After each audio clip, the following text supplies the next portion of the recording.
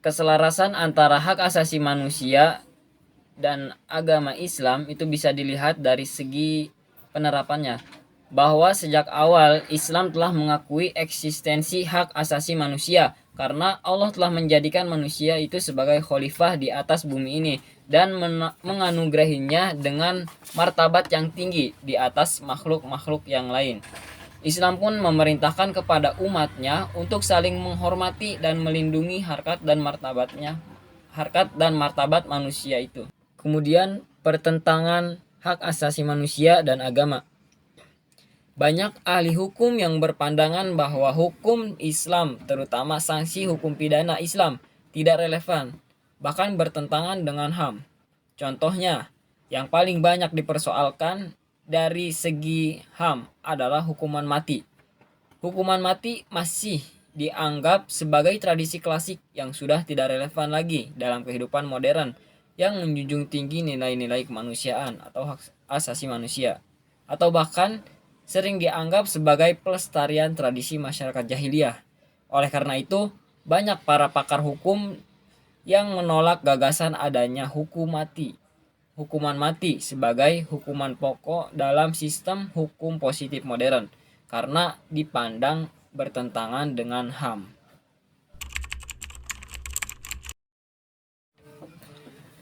Lembaga yang tiga yaitu lembaga legislatif, eksekutif, dan yudikatif memiliki tugas yang saling berkaitan, yaitu lembaga legislatif sebagai pembuat atau yang membuat dan yang merumuskan, kemudian lembaga eksekutif yaitu sebagai pelaksana atau yang melaksanakan, kemudian yang terakhir ada yudikatif.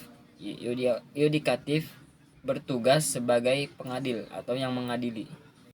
Oleh karena itu, kerjasama antar lembaga yang baik sangat diperlukan agar dapat membuat pelaksanaan kekuasaan negara berjalan dengan baik sehingga terwujudnya tujuan nasional.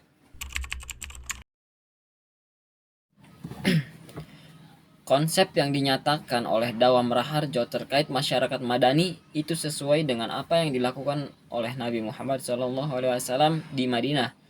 Karena Nabi Muhammad SAW pergi ke Madinah itu dengan tujuan untuk menyebarkan agama Islam, untuk berdakwah supaya agama Islam ini menyebar dan mengalami peradaban.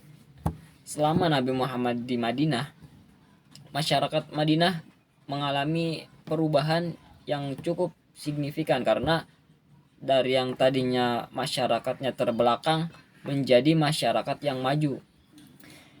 Entah itu dari segi politik atau pemerintahannya atau dari segi sosialnya, itu mengalami perubahan yang sangat luar biasa. Sehingga dapat dikaitkan dengan konsep yang dinyatakan oleh Dawam Raharjo, yaitu agama sebagai sumbernya, peradaban sebagai prosesnya, dan masyarakat kota sebagai hasilnya. Salah satu upaya yang paling efektif dalam mitigasi radikalisme di kalangan para pelajar adalah melalui pendidikan. Pendidikan Islam yang benar dan akurat dapat memberikan pemahaman yang benar tentang keyakinan Islam dan mengajarkan nilai-nilai perdamaian, toleransi, dan keseimbangan.